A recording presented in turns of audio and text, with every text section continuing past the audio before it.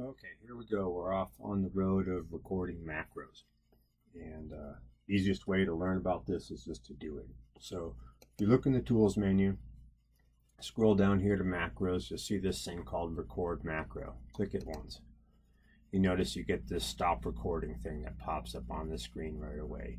You can just move that off to the side. You don't need to worry about it. And I'm going to have my macro do something pretty simple. I'm just going to select that cell right there, and I'm going to say stop recording. Okay. This macro, you can see I've already recorded it a few times.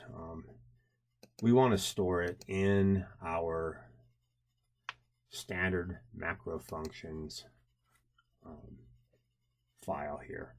And what I'm going to do is I'm going to put it in with the common ones. These things are files I made. So if I'm sitting here in this thing and I say, okay, I want a new module, I could have one, let's see, I'll just say, we'll call this one hand coded. And so I could make up as many of these storage places as I want. I'm going to go into common files here. And in common files, I'm going to put a macro in, and I'm going to call it select summit status, select summit status. Okay, and I'm going to save that here with my common files, and now it's all done.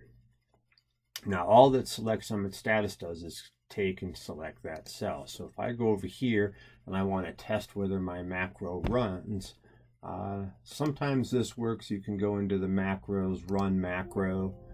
Don't worry about the Java runtime environment issue.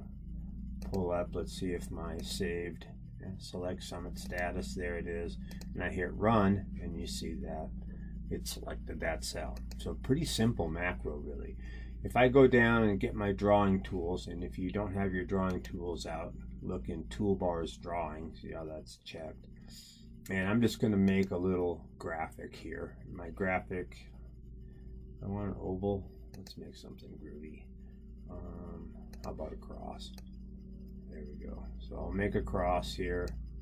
And then when I right click, I might as well make it,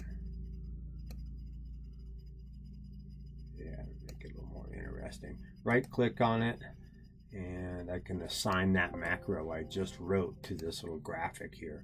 So if I go down in here, find my standard common functions, select summit status, hit assign, hit OK. Now, when I'm out here and I have the cell over and sitting over here and I click on that, it will always go back to cell B3. So this is a tool that we can use, right? Well, that's good. That's your first macro. You just created a macro that does things. So the next installment, we'll make another macro.